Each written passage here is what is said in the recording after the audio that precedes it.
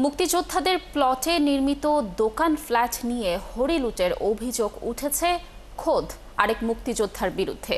আওয়ামী লীগ আমলে এসব দখল করেছেন সাবেক শিল্প প্রতিমন্ত্রী কামাল হোসেন মজুমদারের ভাই আনোয়ার হোসেন। মুক্তিযোদ্ধাদের ফ্ল্যাট শুধু নিজ ছেলেমেয়ের নামেই নয়, দিয়েছেন ভাই, ভাতিজা, এমনকি শ্যালক শালিকাকে। বঞ্চিত করা হয়েছে অসংখ্য মুক্তিযোদ্ধাকে। বিস্তারিত সুমন তানভীরের প্রতিবেদনে, ক্যামেরায় ছিলেন রুহুল আমিন। আবাসিক ভবনে এই হট্টগোল কিসের? কাকেই বা মারতে তেড়ে যাচ্ছে এই যুবক? তাদের পরিচয়ই বা কি? গত 18 আগস্ট মিরপুরের রূপনগরের একটি আবাসিক ভবনে এই ঘটনার বিস্তারিত জানতে টিম 71 ভুক্তভোগীর সঙ্গে কথা বলতেই যেন কেঁচো খুঁড়তে সাপ বের হওয়ার উপক্রম। আমি খালি বলছি যে 1,35,00,000 টাকা যে নিচে, ওই টাকাটা আনোয়ার মোজাম্মেল সাহেব তার অ্যাকাউন্টে নিচে। এটা নিয়ম হলো সমিতির অ্যাকাউন্টে টাকাটা আসবে। উনি সমিতির অ্যাকাউন্টে না আইনা উনি পার্সোনাল আইনা টাকাটা খরচ করছে, এই কথাটা বলছি। আর 18 লক্ষ টাকা আমাদের সার্ভিস চার্জ হচ্ছে, এটার হিসাবটা দেন। এই দুইটা কথা বলছি। এটা বলার সাথে সাথে এরা আমার উপর হামলা করছে। 1999 সালে যুদ্ধাহত মুক্তিযোদ্ধা ও শহীদ পরিবারের পুনর্বাসনের জন্য রূপনগর আবাসিক মোড়ে 40 কাঠার এই প্লটটি বরাদ্দ দেয় সরকার। এখানে নির্মিত বহুতল ভবনটির দোকান ও ফ্ল্যাটের ভাগিদার হওয়ার কথা শুধুই মুক্তিযোদ্ধাদের। তবে বাস্তব চিত্র ভিন্ন।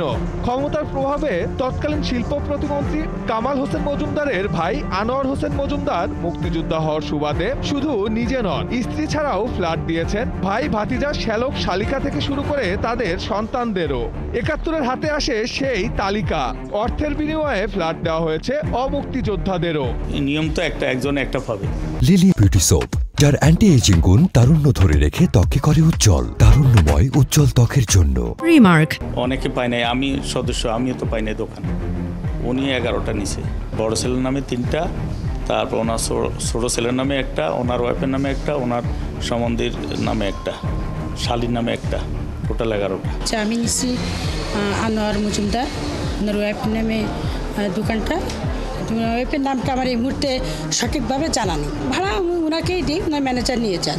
তালিকা ধরে জানতে চাওয়া ওইসব ফ্ল্যাট কিভাবে বরাদ্দ পেলেন কথিত মালিকরা। তবে ভবনে গিয়ে ফ্ল্যাট মালিক কাউকেই পাওয়া যায়নি। শফিকুল সাহেবের নাম্বারটা কি আমাদের দেওয়া যায় একটু? অনুমতি ছাড়া ওনার নাম্বার তা ঠিক, কিন্তু উনি কি মুক্তিযোদ্ধা? না, এরকম কিছু শুনিনি। এটা তো মনে হয় KS7 না? এটা আলাতুল আহমেদ মজুমদারের ফ্ল্যাট। উনি কি এখানে থাকেন? এটা কি আবু সাইদ ভাইয়ের বাসা?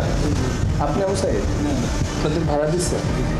অনেক মালিক তো আবার ভেতরে থেকেও নেন কৌশলের আশ্রয়। হাজার ডাকাডাকিতেও সাড়া মেলেনি। মামুন ভাই, কিরে ভাই, বাসায় তো আছেন, খুঁজছেন না কেন? কামাল হোসেন মজুমদার মানে আত্মীয় না? আত্মীয় না, কি জন্য আসছেন ওটা বলে। আনোয়ার হোসেন মজুমদার কি হয় আপনাদের? আমার শ্বশুর। শ্বশুর? আপনার হাজবেন্ড তো নিশ্চয়ই মুক্তিযোদ্ধা না? আমার প্রশ্ন করে আমি কোনো উত্তর দিতে পারবো? এটাই হলো কথা। আপনারা নিচে কার সাথে? নিচে লোক আছে না? আপনার হাজবেন্ডের নাম্বারটা দেন আমাদের একটু। আমাকে নম্বরটা দেন, আমি ফোন দিব না। আচ্ছা, ফোন দেন না, বাসায় নাম্বার আছে, দেখেন আপনি। নাম্বারটা দেন আপনি। আমার তো ব্যাখ্যা দরকার। আপনি মুক্তিযোদ্ধার ফ্ল্যাট আপনারা থাকেন কিভাবে? তার নাম্বারটা দেন। কথা হয় আনোয়ার হোসেন মজুমদারের সময়কালে সমবায় সমিতিটির সহসভাপতির দায়িত্বে থাকা নুরুল ইসলামের সঙ্গে। তার মুখ থেকেই জানা যায় তার এক নায়কতন্ত্রের গল্প। এই 25 বছরের মধ্যে একটা নির্বাচন হয়, আর কোনো নির্বাচন উনি করতে দেয় নাই। অমুক্তিযুদ্ধে আসার কোনো প্রশ্নই নাই, কিন্তু সেইটা না করিয়া আমাকে 10-15 জন মুক্তিযোদ্ধা রাখছে বা 20 জন রাখছে, আর বাদ বাকি 40 জনই উনি অমুক্তিযুদ্ধ। হাজার হাজার কোটি কোটি টাকা উনি সমিতির ক্যাশে না ঢুকাইয়া উনি ওনার নিজস্ব অ্যাকাউন্টে ঢুকাইয়া ওই টাকাগুলার উনি আত্মসাৎ করছে। দুদকে করা অভিযোগ বলছে ক্ষমতার অপব্যবহারে কিভাবে বঞ্চিত করা হয়েছে 28টি মুক্তিযোদ্ধা পরিবারকে।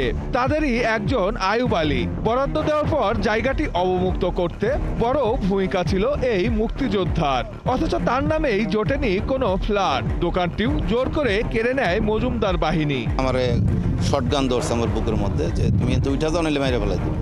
তারপরও আমি বলছি যে গুলি করবি কর, এতে কোনো আমার অসুবিধা নেই, কিন্তু যেই জায়গা মুক্তিযোদ্ধাদের জায়গা এটা আমি এই জায়গা আজকে এই জায়গার মধ্যে মার্কেট করবোই। 17 বছর এটার ভিতরে আমার ঢোকার সুযোগ আর দেন নেই। 20-25 জনের নিচে হবে না, যারা এখানে রক্ত দিছে, যারা এখানে শ্রম দিছে, যারা অর্থ দিছে, এই লোকগুলি আজ রাস্তায় করতেছে। আমার ছেলেমেয়েরা যখন বলে যে এই এত কিছু করলেন তো আপনার ফ্ল্যাট নাই কেন, এই উত্তরটা আমি আর দিতে পারি না। আর এসব নিয়েই 18ই আগস্টের সভায় প্রশ্ন উত্থাপন করলে বেশ কয়েকজন মুক্তিযোদ্ধাকে আক্রমণ করে ওই ভবনে ফ্ল্যাট মালিক বনে যাওয়া আনোয়ার হোসেন মজুমদারের 2 ছেলে। পাঞ্জাবি পরা যাকে দেখা যাচ্ছে সে মজুমদারের ছোট ছেলে আফলাতুল আহমেদ, বারবার যাকে তেড়ে যেতে দেখা যাচ্ছে সে বড় ছেলে রেজাউদ্দিন আহমেদ। কোন ক্ষমতায় এসব সম্পত্তি হরিলুট করলেন আনোয়ার হোসেন মজুমদার, সে প্রশ্নের উত্তর জানতে তার বাসায় টিম 71, তবে পাওয়া যায়নি তাকে। আনোয়ার মজুমদার, হ্যাঁ উনি তো থাকেন। হ্যাঁ ইনি থাকে। গাড়ি নিয়ে বেরে তবে বাড়তি তথ্য যা পাওয়া যায়, মিরপুরের রাকিন সিটির এই ফ্ল্যাটটিও তিনি বাগিয়েছেন মুক্তিযোদ্ধা কোঠায়। কোনো ফ্ল্যাট কেনা নাকি ভাড়া বানাতে যাবেন?